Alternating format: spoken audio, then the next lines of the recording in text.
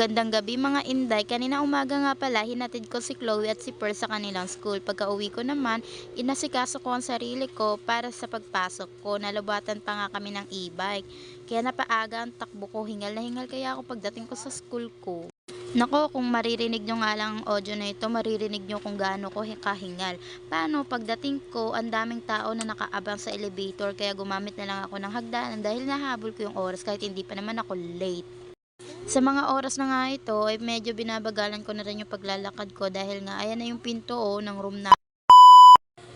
Kanina nga pala pagkatapos ako ihatid ni nanay, pumunta siya ng Baywalk para makapaglakad-lakad pero hindi rin siya nagtagal dahil hindi na yung kinayang paano matanda na may arthritis na.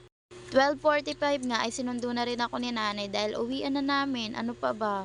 Wala naman nang pupuntahan. Dito nga tumatawa-tawa ako dahil natatawa ako sa mga sinasabi nila Kuya Tan at ni Kuya Mario. Ito nga, iinggitin ko muna kayo sa mga pasalubong ni tatay. Tignan nyo, ang sarap-sarap, nakakagutom. Sino bang hindi magugutom dyan? Pero hindi ko kakainin yan. Oh, ito pa. Tignan nyo. Yan. Sarap, di ba? Kain tayo.